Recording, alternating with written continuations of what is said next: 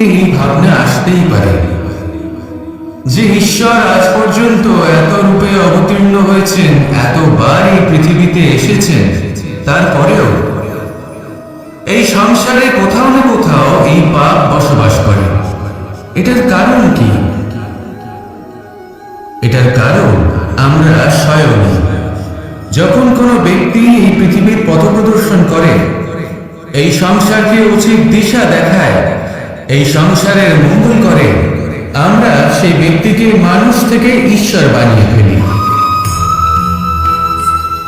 সেই ব্যক্তির পতন স্বয়ং আমাদের হাতেই হয়ে যায়, কারণ সেই ব্যক্তি তার শ্বাস প্রশ্বাসের জন্য হয় না। সেই ব্যক্তি হলো সেই ভাবনা যা সে এই সংসারকে প্রদান করেছে।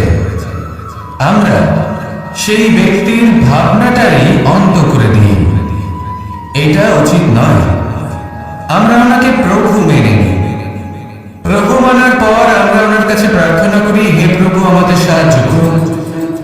যদি উনি প্রভু হন, তাও উনি পৃথিবীতে এসেছেন মনুষ্য রূপে। যা কর্ম করেছেন, যা শক্তি প্রাপ্ত করেছেন, এই দেহ থেকেই প্রাপ্ত করেছেন। আপনাদের এটা বোঝানোর জন্য যে এই কাজ আপনিও করতে পারেন। যারা সৎ আত্মা থাকেন, তাদের জন্য সর্বশ্রেষ্ঠ শ্রদ্ধাঞ্জলি হলো এটাই যে আপনি তাদের পদচিহ্ন অনুসরণ করে চলুন। না ওনাদের স্মরণে থাকুন, না পুষ্পের মালা ওনাদের চরণে রাখুন, বরং তাদের ভাবনাকে অনুসরণ করে সেই ভাবনা নিয়ে এগিয়ে চলুন। এটা না শুধু আপনার জন্য, বরং সমগ্র সংসারের জন্য লাভদায়ক। তাহলে এটাই করুন, আর আমার সাথে ভালোবেসে বলুন, রাধা রাধা। জীবনে সবসময় সেটা হয় না যা আমরা চাই, তেমন ভাবে হয় না যেমন ভাবে আমরা চাই। এবার তাতে আমরা দুঃখ পাই, নিরাশ হয়ে পড়ি, ভাগ্যকে দোষ দিই অথবা অন্য কাউকে বা নিজেকে। কিন্তু সত্যটা কি সেটা আমাদের জানতে হবে।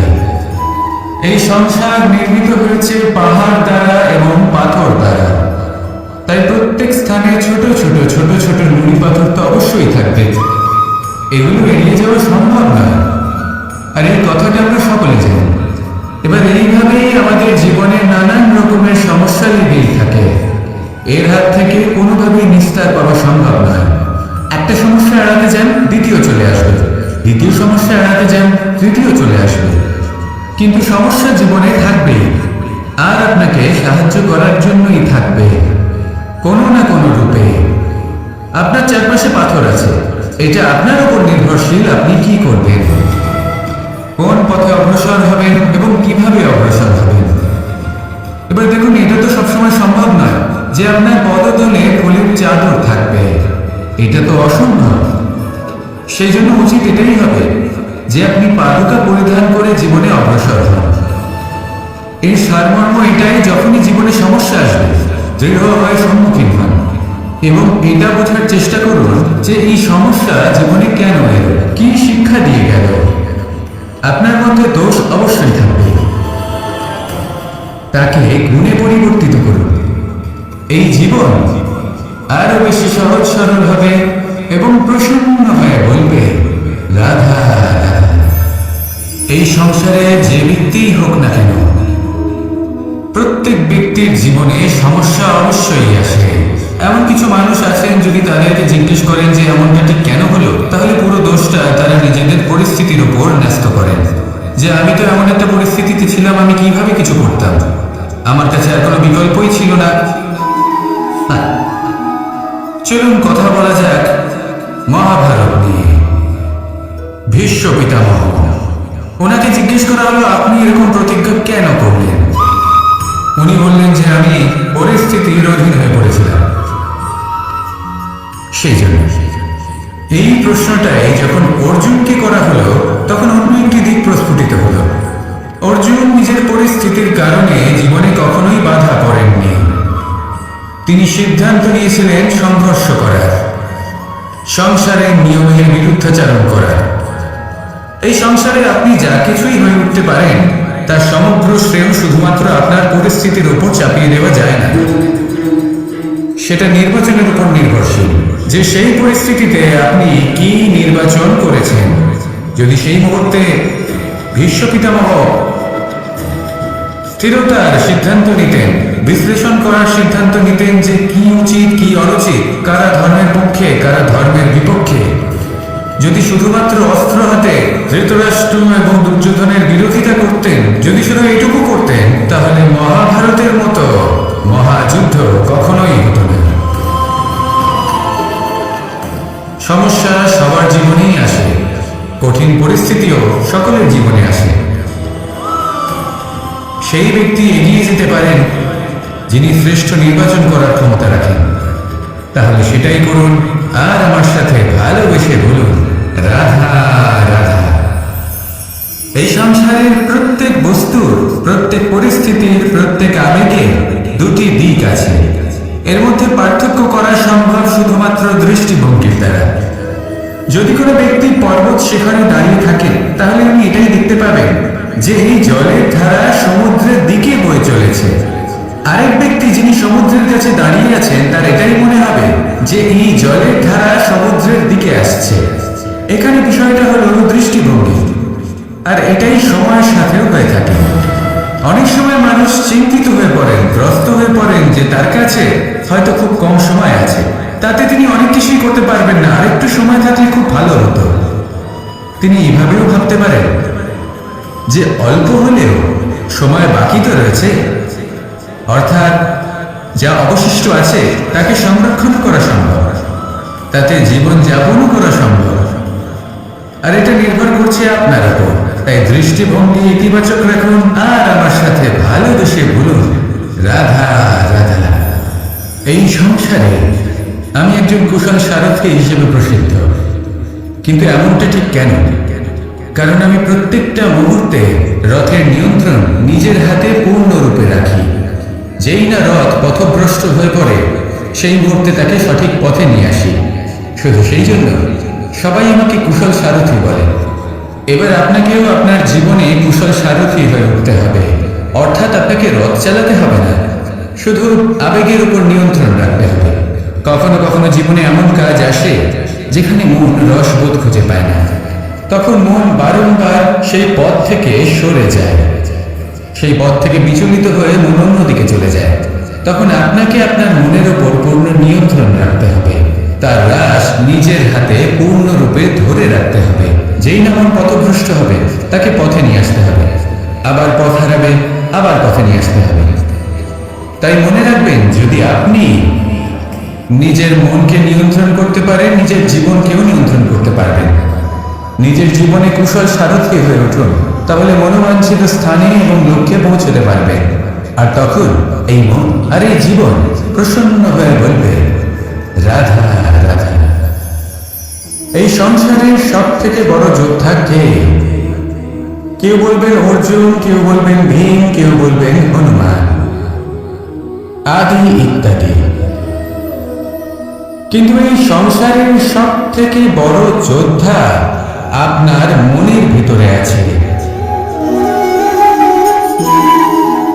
আপনার মনের মধ্যে আছে। সেই ব্যক্তি সব থেকে উঁচুতে পৌঁছতে পারেন যিনি নিজের অন্তরের খামতি বুঝতে পারেন, নিজের দোষ বুঝতে পারেন, তার সাথে লড়াই করেন এবং তার উপর বিজয় লাভ করেন। যে ব্যক্তি এটা শিখতে পারেন, যে ব্যক্তি এটার উপর জয়লাভ করতে পারেন, তিনি হলেন সব থেকে বেশি শক্তিশালী, সব থেকে বেশি বীর এবং সব থেকে বেশি পরাক্রমী ব্যক্তি। আমরা সকলেই সংসারকে পাল্টাতে চাই। তার জন্য প্রথম পদক্ষেপ আপনাকে নিতে হবে, নিজেকে দোষমুক্ত করতে হবে। যদি মানুষ নিজের অন্তরের দোষ বুঝতে পারেন এবং নিজেকে দোষমুক্ত করতে পারেন, তাহলে এই সংসার নিজে থেকেই দোষমুক্ত হয়ে যাবে, তাই না? তাহলে নিজেকে দোষমুক্ত করুন আর আমার সাথে ভালোবেসে বলুন, রাধা রাধা। আমরা সবাই এই সংসারে সূর্যের মতো হয়ে উঠতে চাই, সূর্যের মতো তেজস্বী, প্রকাশময়, যশস্বী। সূর্যের মধ্যে এতটাই তেজ থাকে যে সবাই তার সামনে নত হয়ে থাকে। সেই কারণেই সূর্যকে যশ দানের গ্রহ বলা হয়। আমরা সবাই সূর্যের মতো উজ্জ্বল হতে চাই, কিন্তু তার জন্য সূর্যকে প্রত্যেক দিন জ্বলতে হয় এই সংসারে শুভ বা পবিত্রতা নিয়ে আসার জন্য, প্রকাশ ছড়িয়ে দেওয়ার জন্য। সূর্যকে প্রত্যেক দিন অস্তও যেতে হয়, আবার উদিতও হতে হয়, প্রত্যেক দিন জ্বলতে হয়। সূর্য একদিনের জন্য অবকাশ লাভ করেন না। আর যদি অবকাশ পেতেন তাহলে সূর্যকে আর সূর্য বলা হতো না, তাই না? সেই জন্য আপনি যদি সূর্যের মতো হয়ে উঠতে চান, সেরকম উজ্জ্বল হতে চান, তেজস্বী হতে চান, তাহলে সূর্যের মতো জ্বলতে হবে, অর্থাৎ অগাধ পরিশ্রম করতে হবে। আসুন আমার সাথে ভালোবেসে বলুন, রাধা রাধা। জীবনে সব থেকে বেশি মূল্যবান বস্তু কি? ধন, স্বর্ণ, মাণিক্য, আভূষণ? না, এই সব কিছু মিলিয়েও সময়ের এক মুহূর্তের সামনে মলিন হয়ে পড়ে। এক মুহূর্ত যা এক দরিদ্রকে রাজা করতে পারে, যা এক রাজাকেও দরিদ্র করতে পারে। একটি মুহূর্ত যা আপনার আত্মবিশ্বাসকে পর্বতের শিখরে পৌঁছে দিতে পারে। একটি মুহূর্ত যা আপনার অস্তিত্বকে গভীর সাগরে বিলীন করে দিতে পারে। একটি মুহূর্তের খেলা। সব সময় জীবনে সেই ব্যক্তিকে সম্মান করুন, শ্রদ্ধা করুন, যিনি আপনার জন্য সময় বের করে থাকেন। সবসময় সেই ব্যক্তির প্রতি নিষ্ঠাবান থাকুন, যে ব্যক্তি খারাপ সময় আপনার পাশে দাঁড়িয়ে থাকে। এই সময় সব থেকে বেশি মূল্যবান। আসুন আমার সাথে ভালোবেসে বলুন, রাধা রাধা। সাগর জলতত্ত্ব দ্বারা সমৃদ্ধ। এ হলো জন্মদাতাও আর জনকও। এই সাগরকে দেখে আমরা অনেক কিছু শিখতে পারি। এই সাগরকে বাইরে থেকে দেখলে মনে হবে ঢেউ কোলাহল সৃষ্টি করছে, কিন্তু যদি আপনি আস্তে আস্তে কিছুটা গভীরে যান, তাহলে দেখবেন ঢেউগুলি শান্ত হয়ে গেছে। সেই একই সাগর তীরের কাছে অন্যরকম, গভীরে অন্যরকম। এবার সাগরের মাঝে এসে দাঁড়ান আর অনুমান করতে চেষ্টা করুন যে এটা কতটা গভীর। তাহলে দেখবেন এই কাজ অসম্ভব। আপনি সত্য কখনোই জানতে পারবেন না যতক্ষণ না সেই সাগরের তলদেশে পৌঁছচ্ছেন। এবার এই সাগরের মতোই হয় মানুষ। মানুষকে আপনি দূর থেকে বুঝতে পারবেন না, আপনাকে কাছে যেতেই হবে। একই দিনে আপনি পূর্ণরূপে কোনো মানুষকে জানতে পারবেন না, তার সাথে সময় কাটাতে হবে। প্রত্যেক মানুষ হলো আলাদা, ঠিক সাগরের মতো, যার নিজের আকার আছে, নিজস্বতা রয়েছে, গভীরতাও আছে। সেটা বোঝার সময় নেই, নয়তো কখনো কোনো মানুষকে বুঝতেই পারবেন না। আসুন আমার সাথে ভালোবেসে বলুন, রাধা রাধা। নেকড়ে। নেকড়ের বিষয়ে আমরা সকলে জানি। ওরা খুবই নিষ্ঠাবান এবং অত্যন্ত সতর্ক থাকেন। ছোট ছোট মূর্খতা করে বসেন। এনারা হার চিবোতে খুব ভালোবাসেন, কিন্তু চিবোতে চিবোতে এদের মাড়ি ছড়ে যায়, সেখান থেকে রক্তপাত হতে থাকে। সেই রক্ত ওনারা পান করেন, আর ওনাদের মনে হয় এই রক্ত হাড় থেকেই পাচ্ছেন। ওনারা ভাবেন যে এই হাড় চিবিয়ে আমরা আনন্দ লাভ করছি, কিন্তু আসল সত্য হলো এটাই যে ওনারা নিজেদেরই ক্ষতি করছেন। আমরা মানুষ, আমাদের সাথেও এমনটাই হয়। কখনো কখনো ভুলবশত আমরা এমন কোনো কাজ করি আর আমাদের মনে হয় যে আমরা বাইরে থেকে আনন্দ লাভ করছি, কিন্তু সত্য হলো এটাই যে আমরা শুধুই ক্ষতিগ্রস্ত হচ্ছি। এটা হলো খুব বড় একটা শিক্ষা যা আমাদের শেখা উচিত। তা হলো এটা যে আমাদের বোঝা উচিত যে কখন আমরা লাভবান হচ্ছি আর কখন ক্ষতিটাকেই লাভ বলে মনে করছি। এই শিক্ষা যদি আপনি প্রাপ্ত করতে পারেন, তাহলে এই সংসারে আপনার থেকে বেশি প্রসন্ন আর কেউ থাকবেন না। তাহলে আসুন আর আমার সাথে ভালোবেসে বলুন, রাধা রাধা। যজ্ঞের আগুনকে শুভ বলে মনে করা হয়, আর সেখানেই চিতার আগুনকে অশুভ মনে করা হয়। এমনটা কেন হয়? এখানে বিষয়টা হলো লক্ষ্য, বিচার এবং সঙ্গের। যখন আমরা যজ্ঞ করি তখন আমাদের লক্ষ্য কি হয়? পরিবেশকে আরো পবিত্র করে তোলা, ইতিবাচক করে তোলা। আমাদের লক্ষ্য শুভ হয়। তারপরে আসে বিচার। এই পরিস্থিতিতে সেই বিচার হলো অগ্নি। স্ফুলিঙ্গ থেকে তীব্র আকার ধারণ করে সমস্ত কাঠকে পুড়িয়ে দেয় এবং সুগন্ধ ছড়িয়ে দেয়। অর্থাৎ যদি আপনার লক্ষ্য শুভ হয়, তাহলে তার নিজেই শুভ বিচারধারাকে আমন্ত্রণ জানায়। এই শুভ বিচার তখনই আসবে যখন আপনার সংকল্প শুভ হবে। অন্যদিকে হলো চিতার আগুন। এর লক্ষ্য কি?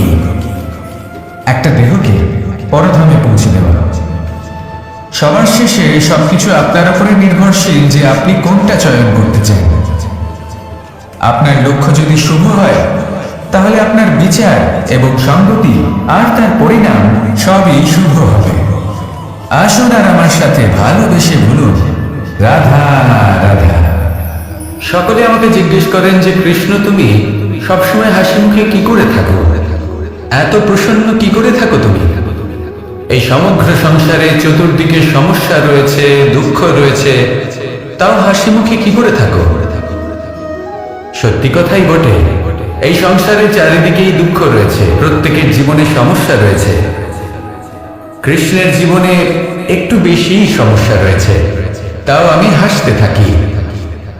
কেন? কারণ হলো প্রেম।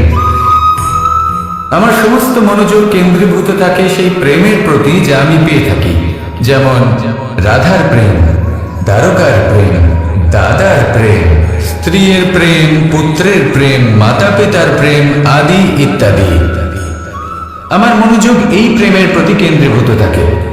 আর যখনই আমি এই প্রেমের কথা স্মরণ করি, মুখে দুশ্চিন্তা অথবা দুঃখের আবেগ দেখা অসম্ভব ব্যাপার। শুধু এটাই হলো রহস্য, কৃষ্ণের হাসি মুখে থাকা, তার হাসির রহস্য। আপনিও জীবনে এটাই করুন। আপনি জীবনে যে ভালোবাসা পেয়েছেন তার প্রতি মনোনিবেশ করুন। ধন্যবাদ জানান সেই প্রেমকে, ধন্যবাদ জানান সেই সকল ছোট ছোট বস্তুকে যা আপনি জীবনে পেয়েছেন। আমি নিশ্চিত রূপে বলতে পারি যে আপনার সমস্ত জীবন বদলে যাবে। সংকল্প করুন যে আপনি এই জীবনে শুধু প্রেম বিতরণ করবেন। এই মন জীবনের প্রত্যেক মুহূর্তে প্রসন্ন থাকবে আর আনন্দ সহকারে বলবে, রাধা রাধা। অশ্বত্থামার মৃত্যু হল, কেউ জানে না সে মানুষ নাকি হাতি। এই বাক্য কে বলেছিলেন? সাক্ষাৎ ধর্মরাজ যুধিষ্ঠির। সেই যুধিষ্ঠির যিনি নিজের জীবনে কখনো মিথ্যে বলেননি, কিন্তু উনি এমন কিছু নির্বাচন করেছিলেন যার জন্য চিরকাল শুধুই মহারাজ যুধিষ্ঠির হয়ে থেকে গেলেন। কখনো অভিমন্যুর সময় হতে পারলেন না। যখন দ্রুত ক্রীড়ার আমন্ত্রণ এসেছিল তখন মহারাজ যুধিষ্ঠির সেটা অস্বীকার করতেই পারতেন, কিন্তু করলেন না। অহংকারের জন্য সেই আমন্ত্রণ গ্রহণ করলেন এবং অহংকারের জন্য করা এই নির্বাচন ওনাকে সাধারণ করে রেখে দিল। নিজের গুরু দ্রোণাচার্যকে পরাজিত করার জন্য একটি মিথ্যে কথা বলেছিলেন। অশ্বত্থামা মারা পড়েছে আর তারপর গ্লানিমাথা কণ্ঠে ধীরস্বরে বলেছিলেন, জানি না সে মানুষ না হাতি, কিন্তু অর্ধসত্য হোক বা সত্য লুকোনো হোক, তা হল মিথ্যের সমান এবং প্রত্যেকটি কর্মের ফল মানুষ অবশ্যই ভোগ করে। এই নির্বাচনের কারণে যুধিষ্ঠিরকেও নরকবাস করতে হয়েছিল। তাই নিজের কর্ম শ্রেষ্ঠ করে ফেলুন, কারণ এটাই সুনিশ্চিত করবে যে আপনি এই সংসার থেকে বিদায় নেওয়ার পরেও জীবিত থাকবেন নাকি নয়। আসুন আমার সাথে ভালোবেসে বলুন, রাধা রাধা। মানুষ ছোট হোক বা বড়, রাজা হোক বা দরিদ্র, সমস্ত মানুষের মধ্যে একটা সামঞ্জস্য থাকে। সমস্ত মানুষের কাছে তার প্রশংসা অত্যন্ত গুরুত্বপূর্ণ। সে খুবই প্রসন্ন হয় যদি আপনি তার প্রশংসা করেন, কিন্তু আপনি যদি তাকে এটা বলেন যে এটা তোমার ভুল ছিল, তোমার কিছু খামতি ছিল, তখন সেটা সে মানতে রাজিই থাকে না। সব মানুষ এটা শুনতে পছন্দ করে যে সে যেটা করেছে সেটাই সর্বোত্তম। এবার আমি আপনাকে একটা কথা বলি, এই হলো নিন্দা, এই হলো প্রশংসা, আর এই হলো সত্য, যা সবার থেকে উচ্চস্থানীয়। সেই জন্য মানুষ আয়না দেখে। আয়না তাকে তার সৌন্দর্য দেখায় না, তাকে দেখায় যা সত্য, যাতে মানুষ আরো সুন্দর হওয়ার চেষ্টা করতে থাকে। তাই আয়না অত্যন্ত গুরুত্বপূর্ণ সত্যকে জানার জন্য। জীবনে নিন্দুকের মাহাত্ম্য প্রশংসকের মাহাত্ম্যের থেকে অনেক বেশি। কেন? কারণ তারা আপনাকে আপনার খামতি দেখায়, আপনার ভুলগুলো বুঝিয়ে দেয়, আপনাকে একটা সুযোগ দেয় নিজেকে শুধরে নিতে, নিজেকে আরো শ্রেষ্ঠ করে তুলতে, যা প্রশংসক করতে পারে না। তাই জীবনে যদি কখনো নিন্দা করা হয়, তাকে ভালোবেসে গ্রহণ করুন, ধন্যাত্মক রূপে গ্রহণ করুন। যদি নিজেকে কোনো শিক্ষা দেওয়া সম্ভব হয় তাহলে অবশ্যই দিন। দেখবেন মন প্রসন্ন হয়ে বলবে, রাধা রাধা। জীবনে কখনো সাফল্য আসে, আবার কখনো অসফলতা, কখনো আশা পাওয়া যায়, কখনো নিরাশা, কখনো জয় লাভ করি, আবার কখনো পরাজয়। এর পেছনের কারণটা জানা অত্যন্ত প্রয়োজনীয়। যদি আমি পরাজয়ের কথা বলি, যখনই আমরা পরাজয় লাভ করি আমরা ভাবতে থাকি যে এমন কেন হলো? আমাদের শত্রু কি বেশি শক্তিশালী ছিল, নাকি আমাদের নীতিতে কোনো খামতি ছিল? এই সমস্ত কারণের পেছনে খুব বড় একটা কারণ থাকে, আর সেই কারণ আমাদের অন্তরে সুপ্ত থাকে। ধরে নিন একটা পথ, তাতে আপনি চলছেন, সেই পথ কাঁটায় পরিপূর্ণ, কিন্তু আপনি পাদুকা পরে রয়েছেন আর আপনি হেঁটে সামনে এগিয়ে যান। এবার এমন একটা পথ এলো যা পুষ্পে ঢাকা, আর আপনি পাদুকা পরে রয়েছেন, কিন্তু আপনার পাদুকাতে একটা পাথর আটকে গেল। তখন দু পা হাঁটাও খুব কঠিন হয়ে পড়ে। এই সংসারের যে কোনো শক্তি আপনাকে পরাস্ত করার পূর্বে আপনি জানেন কি আপনাকে পরাস্ত করতে পারে? আপনার অন্তরের দুর্বলতা, আপনার অন্তরের সেই সুপ্ত শত্রু। আর সেই জন্য ইতিবাচক মনোভাব গুরুত্বপূর্ণ হয়ে পড়ে। ভালো মানুষদের সাথে থাকুন, সৎসঙ্গে থাকুন, বন্ধুত্ব করুন, ভালোবাসুন। এই ভালোবাসা এত শক্তিশালী এক অস্ত্র যাকে ব্রহ্মাস্ত্র পরাস্ত করতে পারে না। এই সমস্যাগুলি পাথর কিছুই নয়। আসুন আমার সাথে ভালোবেসে বলুন, রাধা রাধা। মানুষের দুটো রূপ রয়েছে। এক, আমাদের এই মুখ, যা শুধুই চোখে দেখা যায়, আর দ্বিতীয়, আমাদের এই মন, যা শুধুমাত্র অন্তরাত্মা দ্বারা দেখা যায়। এবার আমাদের এই মুখ, তা ঈশ্বর সকলকেই আগে থেকেই প্রদান করেছেন, কিন্তু এই মন কেমন হবে তা আমাদের জীবনের অনুভূতি এবং আমাদের জীবনের লক্ষ্য এগুলি সুনিশ্চিত করে। অর্থাৎ নেত্র দিয়ে দেখা যায় আমাদের এই মুখ, তা শুধুই এই কারণে প্রয়োজন যাতে সংসার আমাদের দেখতে পায়, আমাদের চিনতে পারে। কিন্তু যদি এই সংসারে আপনি প্রকৃত অর্থে মান সম্মান লাভ করতে চান, তাহলে নিজের অন্তরাত্মাকে আপনাকে বিকশিত করতেই হবে। দেখুন, কথায় আছে এই যে অসুর, তা শারীরিকভাবে উপস্থিত নয়, তা মনের মধ্যে থাকে। যদি এই মন থেকে অসুরকে বের করে দেওয়া যায়, তাহলে শরীরে তা উপস্থিত থাকবেই না। তাই মনকে শুদ্ধ করুন আর আমার সাথে ভালোবেসে বলুন, রাধা রাধা। মানুষ যখনই একে অপরের সামনে নিজেদের হৃদয়ের ভাবনা প্রকাশ করে, তখন এক অত্যন্ত প্রভাবশালী মাধ্যম তারা ব্যবহার করে, যাকে ভাষা বলা হয়। এবার আমি দেখেছি যে একজন মানুষ অনেকগুলো ভাষাতেই নিপুণ। আমি এটাও দেখেছি যে মানুষ অনেকগুলো ভাষায় কথা বলে, কখনো কখনো অনেক ভাষা মিলিত করে তার প্রয়োগ করে, উচিত প্রকারে তাকে ব্যবহার করে না, না সেটাকে সম্মান করে, আর না ভাষাকে শুদ্ধ রাখে। আর এটা হলো অনুচিত। যদি ভাষাকে শুদ্ধ রাখেন, তাহলে ভাষা আপনার চরিত্রকে শুদ্ধ রাখবে, তা আপনার একাগ্রতা বাড়িয়ে তুলবে। এই প্রত্যেক ধ্বনিকে অনুভব করে যদি আপনি শব্দের উচ্চারণ করেন, ভাষাকে প্রয়োগ করেন, তাহলে আপনিও আনন্দ পাবেন, আর যিনি শুনছেন সেই ব্যক্তির কানেও মধুর শব্দ বাজবে। তাই মনে রাখবেন, যে ব্যক্তি ভাষার পবিত্রতাকে সম্মান করে, তাকে সংসার সম্মান করে। ভাষাকে শুদ্ধ এবং পবিত্র রাখুন, তাহলে ভাষা আপনার চরিত্রকেও শুদ্ধ এবং পবিত্র রাখবে।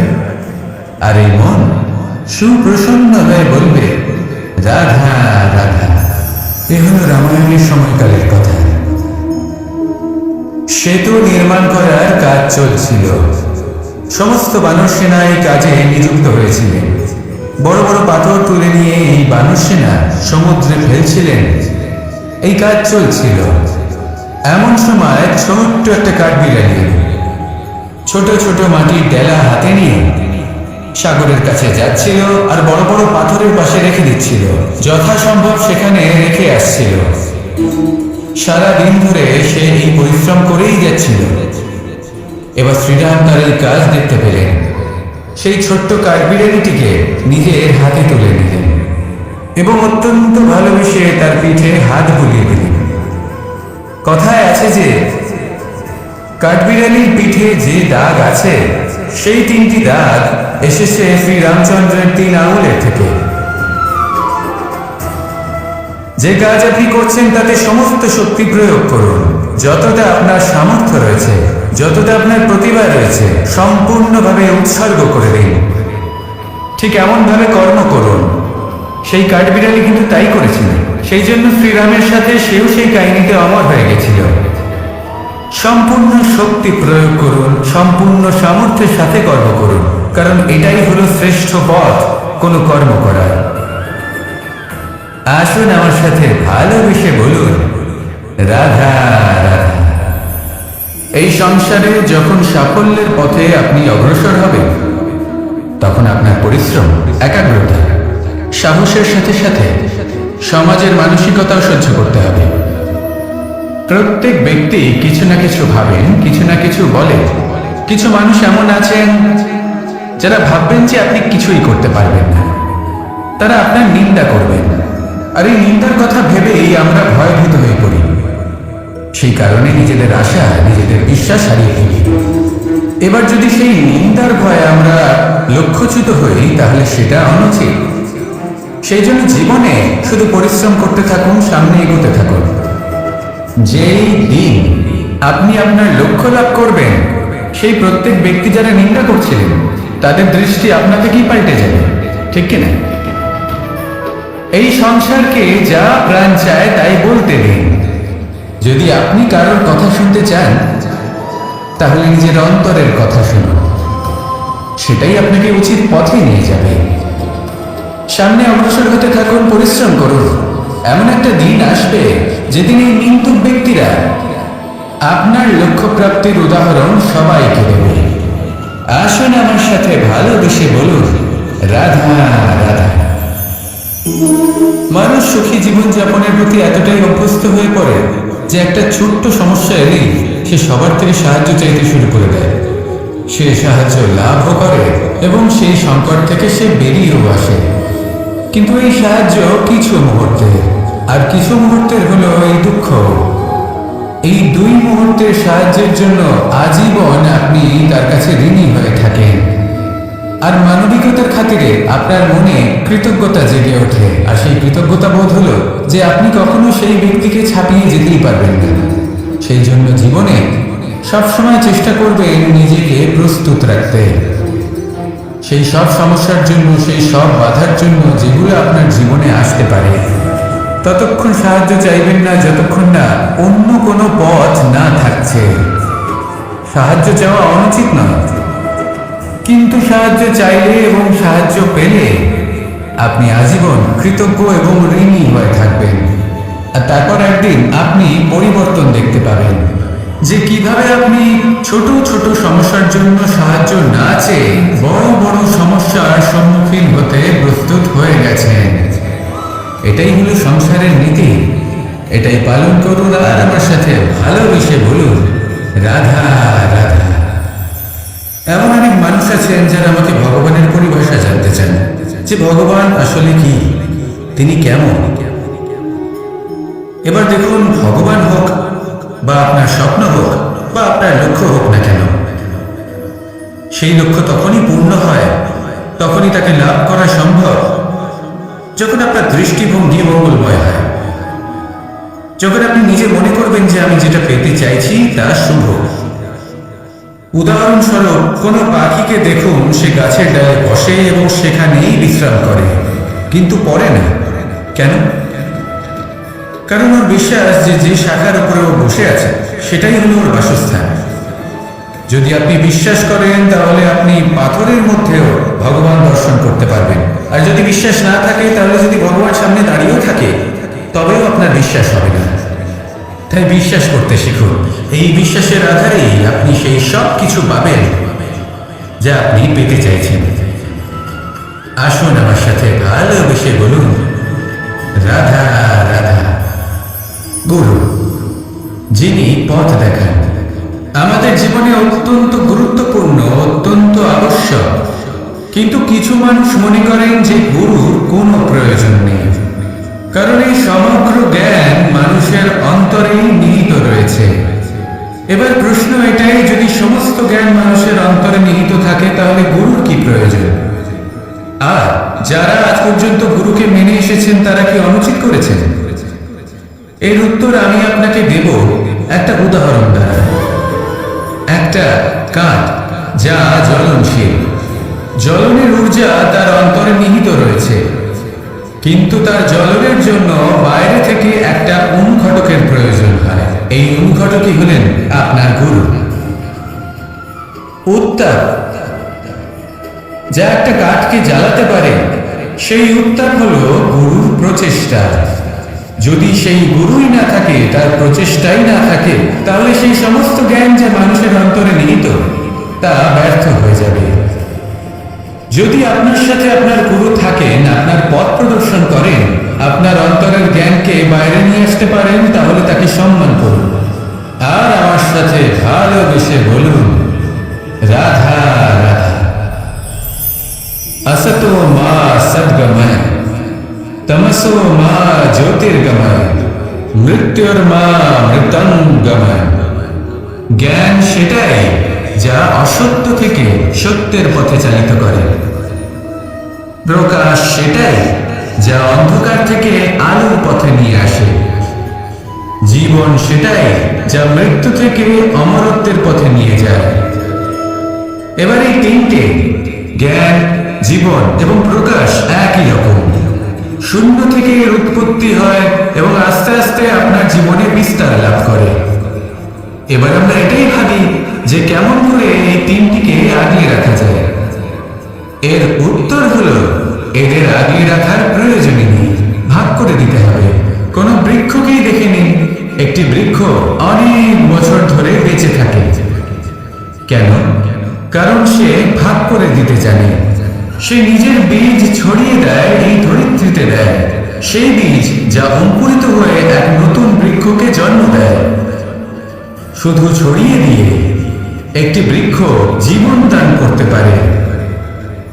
যদি কোনো ব্যক্তি জ্ঞান ছড়াতে শিখে যায়, যদি প্রকাশ, আলোর কিরণ ছড়িয়ে দিতে শিখে যায়, কোনো ব্যক্তি তার জীবনের সুখ ছড়িয়ে দিতে শিখে যায়, তাহলে তিনি মৃত্যুর পরও মৃত হন না। এই ভাগ করে দেওয়ার সুখটাই কিছুটা আলাদা। এই সুখ অনুভব করুন আর আমার সাথে ভালোবেসে বলুন, রাধা রাধা। আপনি কখনো কোনো সরোবরের দিকে তাকান, যার জল হলো শান্ত, স্থির। আপনি স্পষ্ট দেখতে পাবেন সেই সরোবরের তলদেশে কি রয়েছে।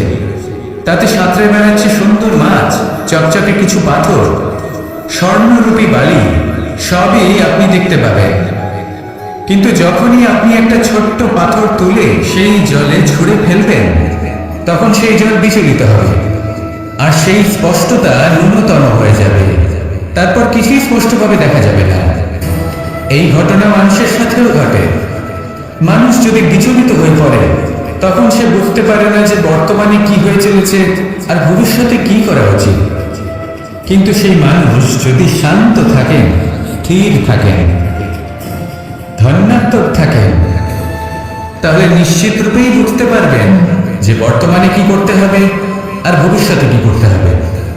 তাই নিজের মধ্যে সেই স্থিরতা আনুন, সেই ধৈর্য ধরুন, নিজেকে শান্ত রাখুন আর সবার মধ্যে ভালোবাসা ছড়িয়ে দিন। এই মন প্রসন্ন হয়ে বলবে, রাধা রাধা। সম্পর্ক এ হলো এক বন্ধন যা আমাদের এক সূত্রে বেঁধে রাখে।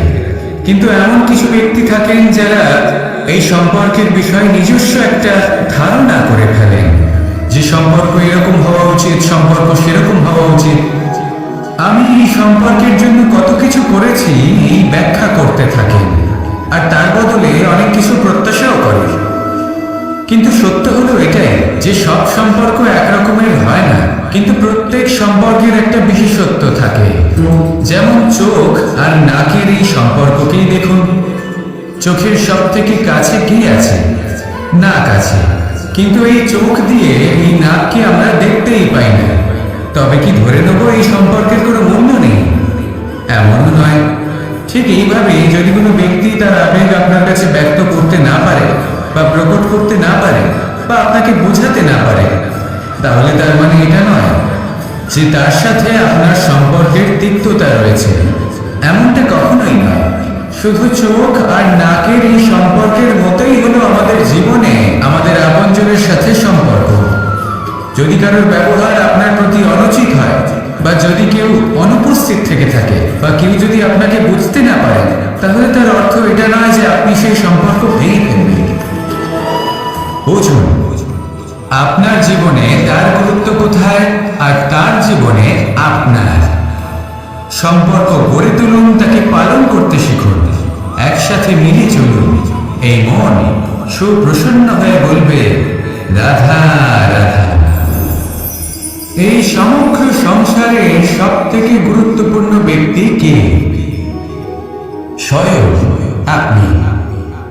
নিজের জন্য তো বটে, তাই না? কারণ যখন আপনি জন্মগ্রহণ করেন, নিজের চোখ খোলেন, এই সংসারে আসেন, তখনই তো এই সংসারকে আপনি দেখতে পান, অনুভব করতে পারেন। এখানকার আবেগ, এখানকার মানুষজন তখন থেকেই অনুভব করেন। যদি আপনি না থাকেন, তাহলে এই সংসারের অস্তিত্ব আপনার কাছে শূন্য সমান, তাই না? আপনি না থাকলে এই সংসারও আপনার কাছে নেই। এবার সবাই বলবেন যে এ তো সত্যি কথা। সেই অনুযায়ী তো আমার স্বার্থপর হওয়া উচিত, অহংকারী হওয়া উচিত, কারণ আমার কাছে আমি তো সবকিছু। দৃষ্টিভঙ্গি পাল্টে দেখুন। আপনার কাছে সব থেকে বেশি গুরুত্বপূর্ণ ব্যক্তিকে আপনি নিজেই। সেই মানুষটি কেমন হওয়া উচিত একটু ভেবে দেখুন। সবসময় সকলকে সাহায্য করুন, একসাথে মিলে পরিশ্রম করুন, সাহায্য করুন অন্যদেরকে। এটা অতি আবশ্যক। এবং তার থেকেও বেশি গুরুত্বপূর্ণ হলো এটাই যে আপনার মনে যেন কখনো এই বিষয়ে ভয় না থাকে যে আমি আমার প্রিয়জনদের, আমার কাছের মানুষগুলিকে হারিয়ে ফেলব। এই ভয় কখনোই মনের মধ্যে থাকা উচিত নয়। যদি ভয় থাকে তাহলে থাকুক এই বিষয়ে যে সকল মানুষ আমার জীবন থেকে, আমার থেকে দূরে চলে যাচ্ছেন, তাদের বাধা দিতে দিতে আমি যেন নিজেকেই না হারিয়ে ফেলি, নিজের অস্তিত্বকেই না হারিয়ে ফেলি, নিজের ব্যক্তিত্বকে, নিজের বিচারধারাকে, নিজের করুণার শক্তি না হারাই। তাহলে এই ভয় ত্যাগ করুন আর আমার সাথে ভালোবেসে বলুন রাধা রাধা। এই ফল কি তা বলার কোনো প্রয়োজন নেই। এই ফল কতটা সুস্বাদু সেটাও বলার কোনো প্রয়োজন নেই। ধরুন এমন কোনো মানুষ আসলেন যিনি জানেন না এটা কোন ফল। তিনি এটা দেখে ভাববেন এ তো কাঁটার একটা গুচ্ছ মনে হচ্ছে, নিয়ে ফেলে দেবেন। সেখানে দ্বিতীয় কোনো ব্যক্তি যিনি বুঝদার, তিনি দেখবেন, ভাববেন যে প্রকৃতি এর গায়ে এত কাঁটা কেন দিয়েছে?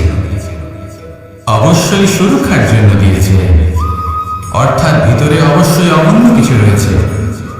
সেই ধরনের ব্যক্তি এই ফলের অন্তরে প্রবেশ করেন এবং এই ফলের আনন্দ উপভোগ করেন।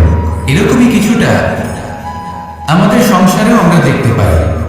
প্রত্যেকদিন আমরা নতুন নতুন মানুষের সাথে পরিচিত হই।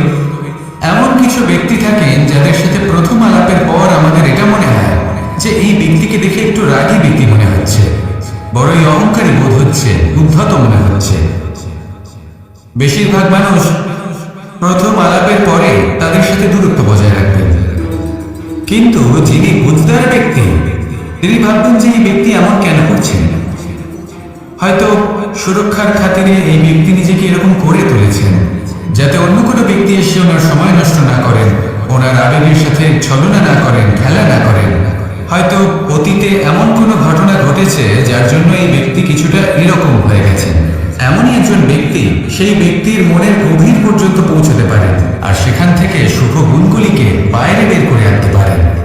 এরকমই ব্যক্তি হয়ে উঠুন, এমন বুঝদার ব্যক্তি হয়ে উঠুন যিনি সামনের ব্যক্তির খারাপ গুণগুলিকে অবহেলা করে হৃদয়ের অন্তঃস্থল থেকে শুভ গুণগুলিকে প্রকাশিত করেন। এবং সেই ব্যক্তিকে দেখাতে পারেন। এমন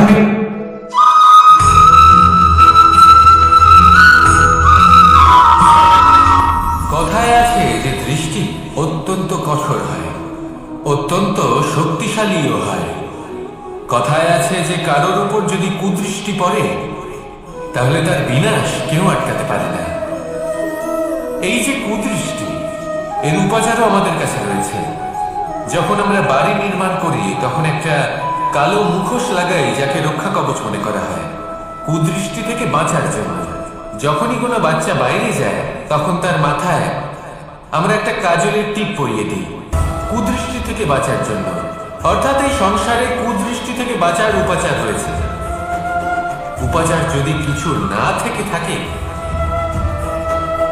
তাহলে তা হলো দৃষ্টিভঙ্গি। যদি আপনার দৃষ্টিভঙ্গি অনুচিত হয় তাহলে আপনার পতন কেউ আটকাতে পারবে না। না পারবে কালো মুখোশ, না কালো টিপ, না স্বয়ং ঈশ্বর। সেই জন্য নিজের দৃষ্টিভঙ্গি শুভ করে তোলেন, সব কিছু শুভই হবে। আসুন আমার সাথে ভালোবেসে বলুন রাধা রাধা। আমাদের জীবনে অত্যন্ত গুরুত্বপূর্ণ একটা আশা বসবাস করে বিশ্বাসের রূপে। বিশ্বাস যা আমরা ঈশ্বরের উপর করি, ভাগ্য প্রারব্ধের উপর করি, নিয়তির উপর করি। যখনই ভালো কিছু হয় আমরা বলি এ হলো ঈশ্বরের দয়া। যখন খারাপ কিছু হয় আমরা বলি এ হলো ঈশ্বরের মায়া। কখনো ঈশ্বর বা ভাগ্য বা প্রারব্ধ বা নিয়তি। আপনি নিজে কোথায় তা কখনো ভেবেছেন? আপনি বিশ্বাস করছেন ঈশ্বরের উপর, প্রারব্ধের উপর, কখনো নিজের উপর করেছেন? আমি আপনাকে একটা সহজ কথা বলি, যদি আপনি ঈশ্বরের উপর বিশ্বাস রাখেন, শুধুই ঈশ্বরের উপর বিশ্বাস, তাহলে আপনি সেটাই পাবেন যেটা আপনার ভাগ্যে লেখা রয়েছে। কিন্তু যদি আপনি নিজের উপর বিশ্বাস রাখেন, আত্মবিশ্বাস রাখতে শেখেন, তাহলে ঈশ্বর আর নিয়তি দুজনে মিলে আপনার ভাগ্যে সেটাই লিখবে যা আপনি চাইছেন।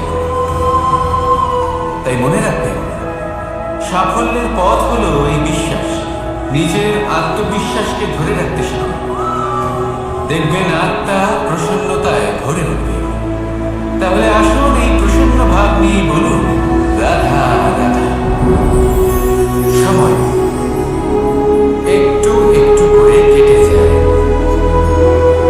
একটু একটু করে নিকটে আসে। খুব অদ্ভুত ব্যাপার। এই সময় প্রতিকূল হলেও একটু একটু করে কেটে যায়। এই সময় যদি ভালো হয় তাহলে একটু একটু করে নিকটে আসে। অনুচিত তখনই হয় যখন আমরা নিজেদের অসফলতার জন্য সময়কে দোষ দিই। কিন্তু আসলে তেমনটা হয় না। আপনার পরিশ্রম আর প্রয়াস দ্বারাই আপনি সাফল্য লাভ করবেন, সময়ের দ্বারা নয়। যদি এই সাফল্য একটা সুন্দর ভবন হয় তাহলে সময় হলো তার দেওয়ালের রং, যা সময়ের সাথে বদলাবে, সময়ের সাথে ফিকেও হয়ে যাবে। কিন্তু সাফল্যের এই ভবন আপনাকেই নির্মাণ করতে হবে, আপনার পরিশ্রমের ইট দ্বারা এবং প্রয়াসের চুনসুরকি দ্বারা। তাই পরিশ্রম আর প্রয়াস করতে থাকুন, সাফল্য আপনি অবশ্যই পাবেন। সময় যদি আজ ভালো না হয় তাহলে কাল অবশ্যই হবে। প্রয়াস করতে থাকুন আর আমার সাথে ভালোবেসে বলুন রাধা রাধা। ভয়। জীবনে আমরা কোন কোন বিষয়ে ভয় পাই? কোনো মানুষকে হারানোর ভয়, কোনো মানুষ কোনো সম্পর্ককে হারানোর ভয়, অর্থহানির ভয়, সময়হানির ভয়। এবার বিষয়টা হলো এই ভয় কখনো আমাদের কোনো লাভ করে না। এটা সবসময় আমাদের পিছনে ঠেলে আর নিচু স্তরে নামিয়ে দেয়, কখনোই আমাদের উত্থানের কারণ হয় না। তাই জীবনে যদি কোনো ভয়ের কারণ থাকতেই হয় তা শুধুই এটা যে মানুষের কথা ভাবতে ভাবতে সম্পর্কগুলিকে হারানোর ভয়, মানুষকে হারানোর ভয়, সবার মন রাখতে রাখতে আপনি যেন নিজেকে, নিজের ভাবনা চিন্তাকে না হারিয়ে ফেলেন। যদি এরকম হয়, যদি সকলের মন রাখতে রাখতে আপনি নিজেই নিজেকে হারিয়ে ফেলেন, নিজের ভাবনা, নিজের লক্ষ্য, নিজের মন্তব্যকে হারিয়ে ফেলেন, তাহলে সংসারে যতই যাই হয়ে যাক না কেন প্রসন্নতা লাভ করবেন না। তাই রক্ষা তাকেই করুন যে আপনাকে রক্ষা করে, আপনার মানসিকতা, আপনার ব্যক্তিত্ব, আপনার লক্ষ্যকে রক্ষা করে। আর যদি কোনো বিষয় ভীত হতে হয় তবে আপনি যেন নিজের উদ্দেশ্যের থেকে দূরে না চলে যান।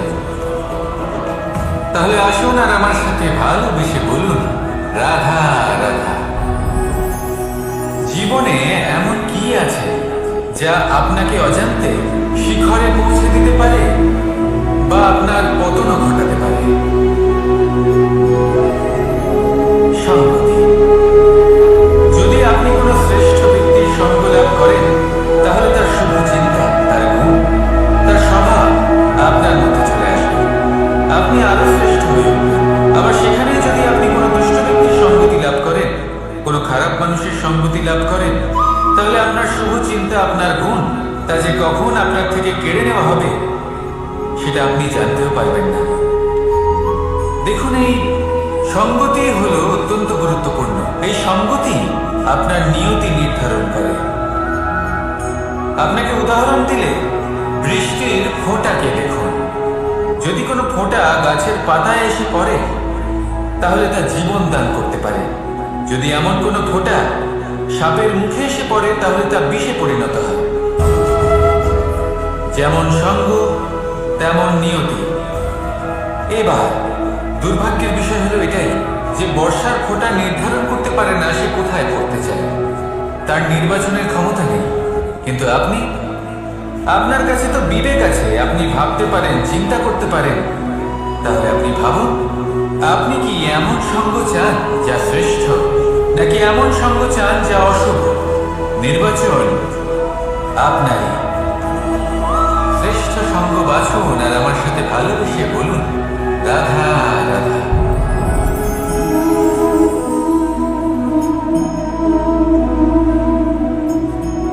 মুক্ত।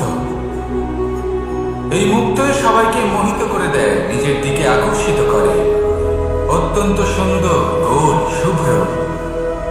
মুক্ত দ্বারা নির্মিত আভূষণ, তা হয়তো সে মুকুটই হোক বা কোনো স্ত্রীর অলংকার, তাকে আরো সুন্দর করে তোলে, তাকে আরো সুন্দর দেখতে লাগে।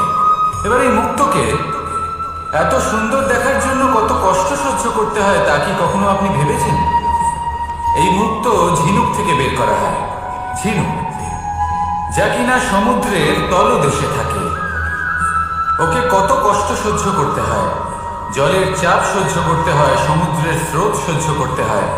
এই ঝিনুককে এত কষ্ট সহ্য করতে হয়, এই মুক্তকে এত কষ্ট সহ্য করতে হয়, তারপরে এর রূপ এত সুন্দর হয়।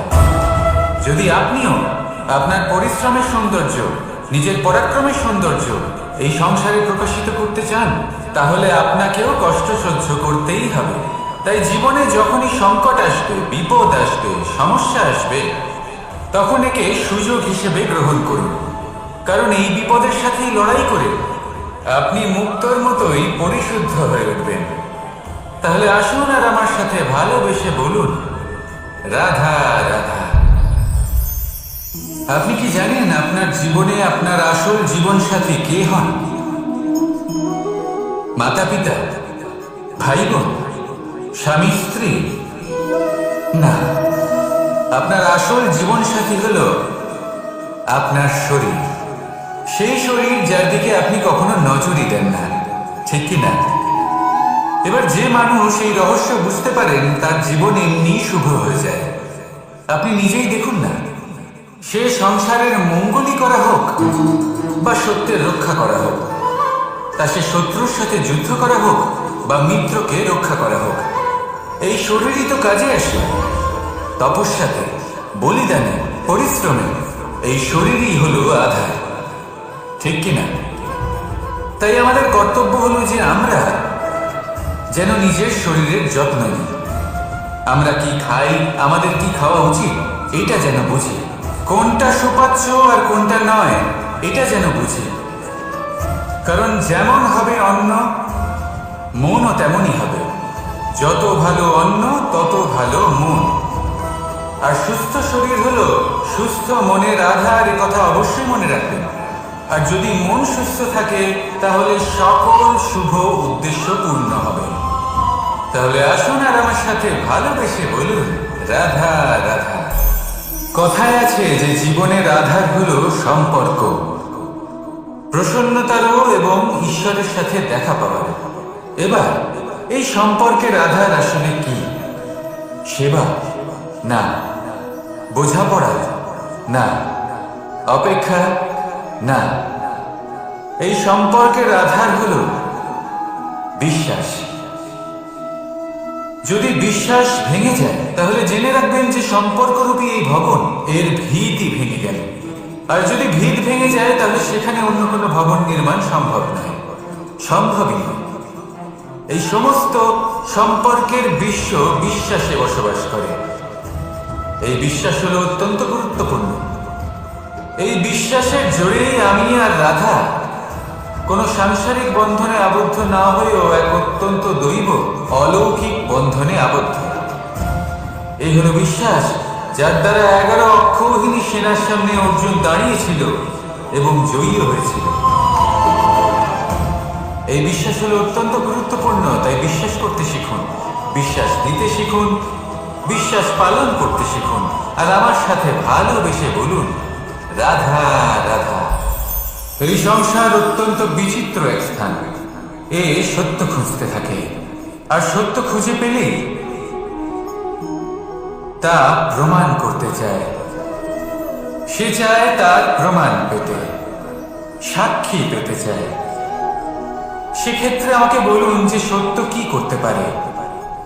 সেই ব্যক্তি যে সত্যকে ধরে আছে সে কি করবে? কিছুই নয়, কিছু করার প্রয়োজনই নেই, শুধু তাতে টিকে থাকতে হবে। সেই হিমালয়ের মতো যা আজ পর্যন্ত টিকে রয়েছে। যদি আপনি সত্যবাদী হন তাহলে আপনার কিচ্ছু প্রমাণ করার কোনো প্রয়োজন নেই। যদি প্রয়োজন থাকে তাহলে সত্যের সাথে টিকে থাকার। এই সময় নিজে সাক্ষী হবে, নিজে প্রমাণ দেবে। এই নিয়তি স্বয়ং প্রমাণিত করবে যে আপনি সত্যবাদী ছিলেন, আপনি সত্যের পথে ছিলেন। তাহলে আসুন আর আমার সাথে ভালোবেসে বলুন, রাধা রাধা। ঈশ্বর আমাদের হাত প্রদান করেছেন। হাত যা জড়ো করা হয় প্রণাম করার জন্য, ঊর্ধ্বগামী হয় প্রার্থনার জন্য।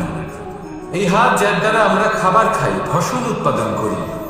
কিন্তু এই হাতের দ্বারা সব থেকে শ্রেষ্ঠ কাজ কি হতে পারে? সেবা। আগে হ্যাঁ, সেই হাত যা সামনে এগিয়ে আসে সেবা করার জন্য, যে সেবা করে তাদের যারা দুঃখে থাকেন, নিরাশ হয়ে থাকেন, যারা সেবা করেন তাদের যারা কিনা দরিদ্র। সেই হাত হলো সব থেকে অধিক মহান। ঈশ্বরকে দীনবন্ধু বলা হয়ে থাকে, কারণ যারা দুঃখী হন, নিরাশ হন, দরিদ্র হন, ঈশ্বর তাদের সাহায্য করেন, তাদের সহায়ক হন, তাদের মধ্যে ঈশ্বর বাস করেন। তাই আপনারা যদি এটাই করেন, যারা দুঃখে আছেন, নিরাশ হয়ে আছেন, যাদের সাহায্যের প্রয়োজন রয়েছে, যদি আপনি তাদের সাহায্য করেন তাহলে আপনি এমন এক চৈতন্য লাভ করবেন যে আপনি তৃপ্ত হয়ে উঠবেন। তাহলে সবার সেবা করুন আর আমার সাথে ভালোবেসে বলুন, রাধা রাধা। আজ আমার কাছে একটা হাতুড়ি রয়েছে। অত্যন্ত শক্তিশালী হলো এই হাতুড়ি। এই হাতুড়ি দিয়ে প্রহার করে একটা গরম লোহাকে আপনি সুন্দর অস্ত্রে পরিণত করতে পারবেন। এই হাতুড়ি দিয়ে প্রহার করতে করতে একটা অত্যন্ত বড় পর্বত ভেঙে আপনি ওখানে একটা নতুন পথ নির্মাণ করতে পারবেন। এই হাতুড়ির স্বল্প আঘাতে আপনি প্রসাধনের জন্য সুন্দর সুন্দর আভূষণ বানাতে পারবেন। কিন্তু যদি কোনো সুন্দর বাড়ি দেখতে পান আর তার ভিতে আপনি যদি এই হাতুড়ি দিয়ে প্রহার করেন তাহলে তার বিনাশ হয়ে যাবে। এমনই কিছু হয় প্রেমের ক্ষেত্রে, তা এতটা শক্তিশালী হয় যা সৃজন করে, কিন্তু সর্বনাশও করতে পারে। সবকিছুই নির্ভর করছে আপনার উদ্দেশ্যের উপর। এই উদ্দেশ্যকে শুভ রাখুন আর ভালোবাসার উপর একটু নিয়ন্ত্রণ রাখতে শিখুন, যেন এমন না হয় যে আপনি সৃজন করতে গেলেন কিন্তু সর্বনাশ করে বসলেন। আসুন আর আমার সাথে ভালোবেসে বলুন, রাধা রাধা। প্রেম, এই প্রেম যতটাই সরল ঠিক ততটাই জটিল হয়। এই প্রেমের দুই রূপ হয়, সবলতা আর দুর্বলতা। নির্বাচন হলো আপনার। এবার যদি একটা উদাহরণ দিয়ে আপনাকে বোঝায়, তাহলে মাতা পিতাকে দেখুন।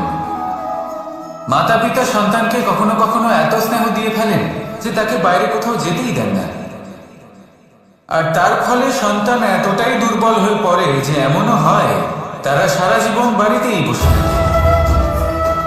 এবার যদি এই মাতা পিতাই এই ভালোবাসায় সাহস জুগিয়ে দেন, সেই সন্তানকে বলে দেন যে যাও, এই সংসারকে অনুভব করো, নিজের প্রারব্ধ নিজেই রচনা করো, এই সংসারে সব থেকে শ্রেষ্ঠ হয়ে দেখাও, সব থেকে উঁচুতে উঠে দেখাও, তাহলে সন্তান অবশ্যই এটা করে দেখাতে পারে। এবার আপনি নিজের প্রেমের দ্বারা আপনজনদের দুর্বল করবেন নাকি তাদের সবল করবেন, সিদ্ধান্ত আপনারই। আসুন আর আমার সাথে ভালোবেসে বলুন, রাধা রাধা। মানুষ বলেন প্রেমে অনেক শক্তি আছে, আর এটা সত্যিও বটে। প্রেমে এতটাই শক্তি থাকে যে শত্রুতার বড় বড় স্তম্ভকেও এত সহজে ফেলে দিতে পারে। কিন্তু আপনি দেখে থাকবেন, যারা অধিক শক্তিশালী হন তারা দুই ধার সম্পন্ন তরোয়ালের মতো হন। কারণ এই প্রেম যদি আচরণে থাকে, মনে থাকে, বিচার বুদ্ধিতে থাকে, তাহলে তা শুভ হয়। এই প্রেম সৃজন করে। কিন্তু প্রেম যদি ব্যবসার অঙ্গ হয়, যদি এই প্রেমের ব্যবহার নিজের স্বার্থ, নিজের অহংকারের জন্য করা হয়, তাহলে তা সংসারের বিনাশ ঘটাতে পারে।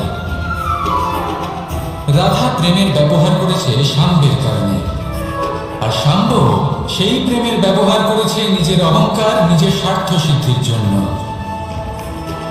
শেষ পর্যন্ত ক্ষতি সাম্যের হলো না, হলো প্রেমের।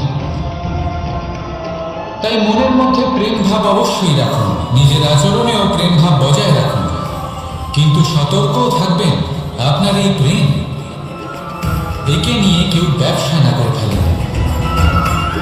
আসুন আর এই ভালোবাসার সাথেই বলুন, রাধা রাধা। সত্য, এই সত্য আসলে কি? কেউ বলবেন যে অসত্য নয়, তাই হলো সত্য। কেউ বলবেন সেটা যার ভিত্তিতে আমরা বেঁচে আছি তাই হলো সত্য। কিন্তু সত্য আসলে কি? তার থেকেও বেশি গুরুত্বপূর্ণ হলো এটা বুঝতে পারা যে সত্যের ব্যবহার কিভাবে করা উচিত। যদি আপনার কাছে সত্য থাকে বা আপনি সত্য জেনে থাকেন আর আপনি তার ব্যবহার করেন, সদ্ব্যবহার করেন সংসারের জন্য, তাহলে আপনি এই সমস্ত সংসারের অনেক ঊর্ধ্বে চলে যাবেন। কিন্তু যদি আপনি সত্য জানেন আর তার দুর্ব্যবহার করেন, তাহলে আপনি সমস্ত সংসারের পক্ষে ক্ষতিকারক হয়ে উঠতে পারেন। তাই মনে রাখবেন, সত্য যতটাই কোমল, অর্ধ সত্য হলো ততটাই কঠোর। এই অর্ধ সত্য সমস্ত সংসারের বিনাশ ঘটাতে পারে। সেই জন্য জীবনে সত্যের বিষয়ে সম্পূর্ণ সত্য জানতে শিখুন, এ হলো অত্যন্ত গুরুত্বপূর্ণ। এই সত্য তার নিজস্ব দাবি হলো আপনি সাবধানে থাকুন। তাহলে আসুন আর আমার সাথে ভালোবেসে বলুন, রাধা রাধা। পঞ্চমহাভূত, জীবন রচনায় এর অবদান অনস্বীকার্য। এই পঞ্চমহাভূত আসলে কি? জল, বায়ু, অগ্নি, মাটি আর আকাশ। এবার শুধুমাত্র জীবন রচনায় এর অবদান আছে তা নয়, শুধু শরীর রচনাতে এর যোগদান আছে তা নয়, বরং এরা হলো আমাদের জীবনের সব থেকে বড় শিক্ষক। এবার আপনারা সকলে চমকে যাবেন, হয়তো আপনারা এই দৃষ্টিভঙ্গি দিয়ে কখনো দেখেনি। আমি আজ আপনাদের বোঝাবো এদের মধ্যে সব থেকে বড় তত্ত্ব জল। এই আমাদের কি শেখাচ্ছে? এই জল, এর নামই হলো জল, কিন্তু এ কখনোই আমাদের জ্বালায় না, আমাদের জ্বলনের কারণ হয় না। তাহলে কি করে? আমাদের তৃষ্ণা মেটায়।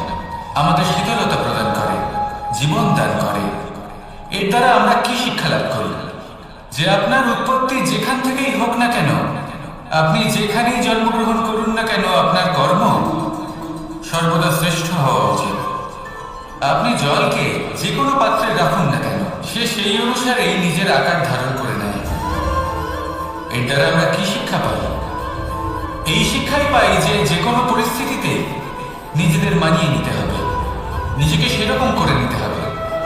যে দেশেই থাকি না কেন, যে স্থানেই থাকি না কেন, যে পরিস্থিতিতেই থাকি না কেন, যে ব্যক্তির সাথেই থাকি না কেন, আমাদের সুখময় হয়ে জীবন অতিবাহিত করা উচিত।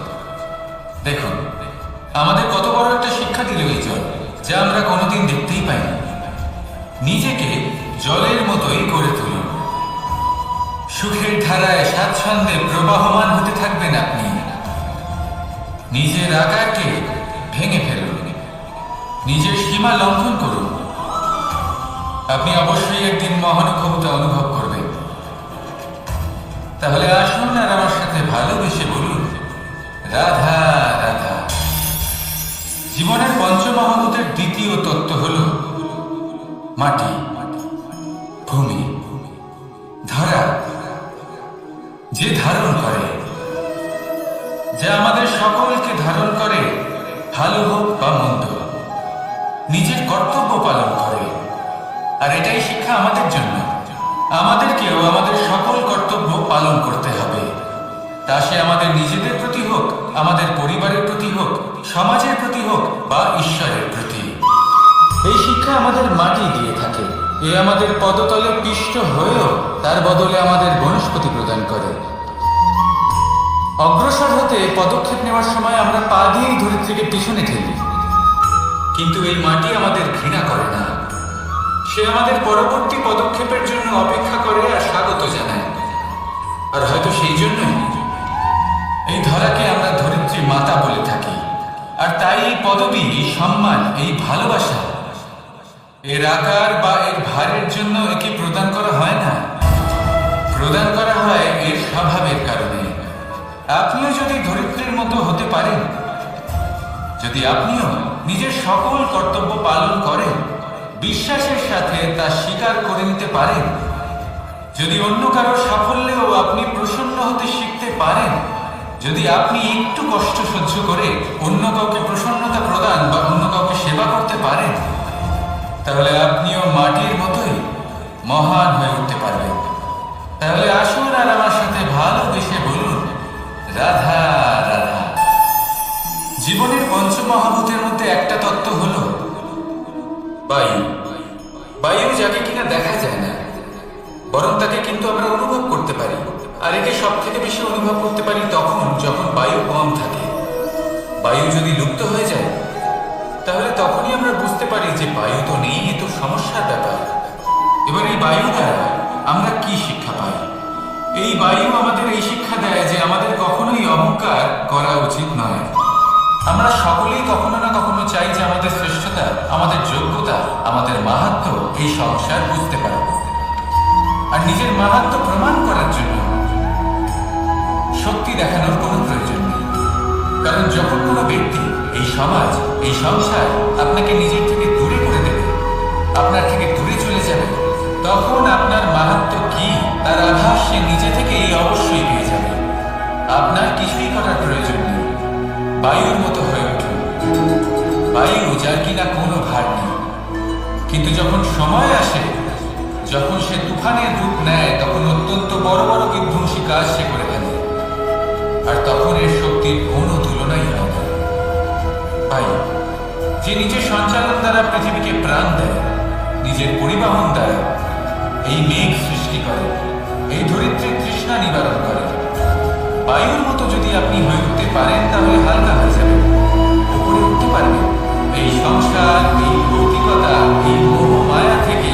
আর তখন আপনি বুঝতে পারবেন যে প্রেম কাকে বলে। তখন আপনি বুঝবেন যে দান করে হলো জীবন। তাহলে আসুন আর আমার সাথে ভালোবেসে বলুন, রাধা রাধা। জীবনের পঞ্চমহাভূতের মধ্যে একটা তত্ত্ব হলো আকাশ।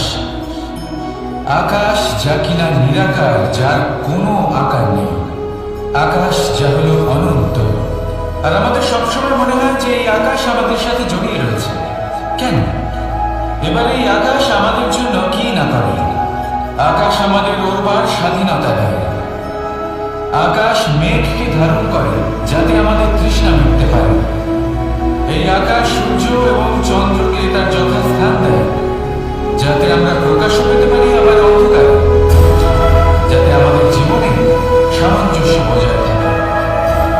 আকাশের থেকে অনেক কিছুই শেখার রয়েছে। যদি আমরা আকাশের মতো হতে পারি, আমাদের আপনজনদের সেই স্বাধীনতা দিতে পারি যাতে তারা উঠতে পারে, যাতে তারা নিজেদের স্বপ্ন পূরণ করতে পারে, যার ফলে তারা নিজেরাই এই জীবনকে অনুভব করতে পারে, নিজের পায়ে দাঁড়াতে পারে, তাহলে ভাবুন আমাদের অস্তিত্ব কতটা বড় হয়ে যাবে। যদি আপনি আকাশের মতো হতে পারেন, তাহলে আপনিও আকাশের মতোই অনন্ত হয়ে উঠবেন। তাহলে আসুন আর আমার সাথে ভালোবেসে বলুন, রাধা রাধা।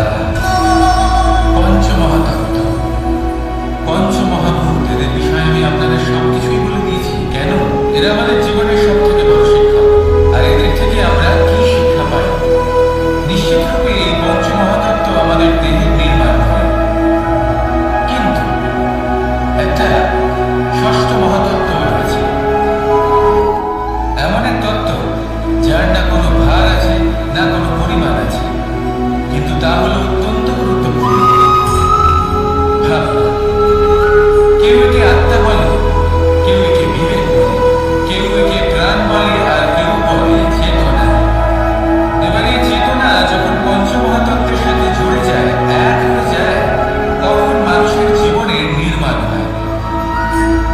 এবার আপনার দেহের নির্মাণ জন্ম থেকেই পঞ্চমহাতত্ত্ব করে দেয়, কিন্তু এই ভাবনা, এই চেতনা, একে আপনি নিজেই এগিয়ে নিয়ে যেতে পারেন। একে দিশা দেখাতে হবে, এর বিকাশ আপনাকেই করতে হবে। কিভাবে?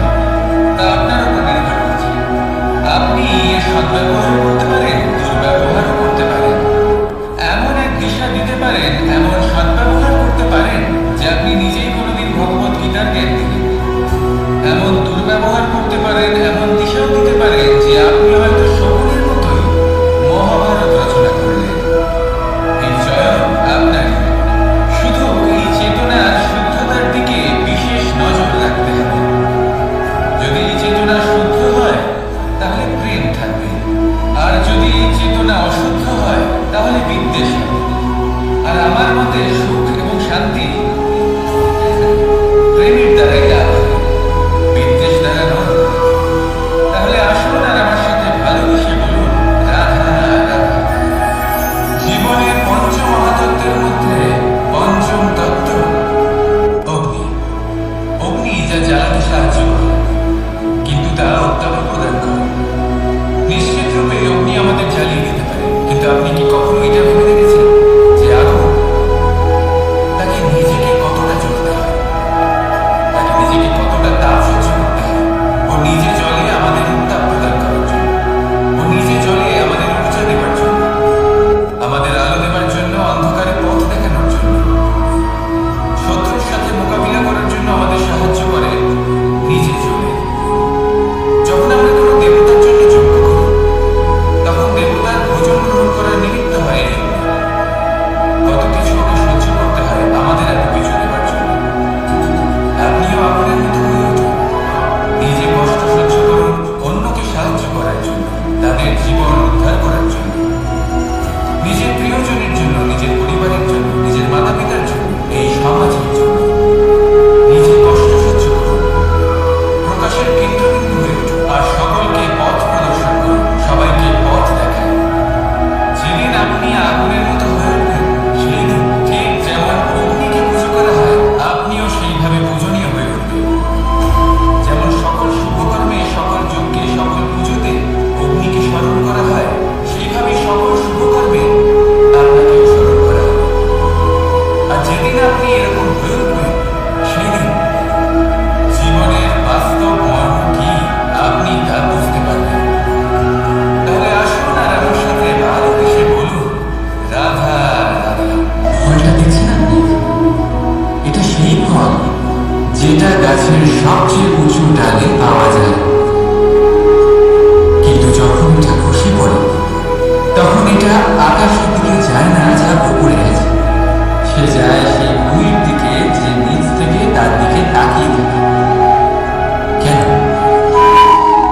কারণ এই ফলের নিজের উচ্চতার ধারণা মাটির থেকে নিজের দূরত্ব থেকে হয়। এই ব্যাপারটাই আমাদের মানুষের জন্য খাটে।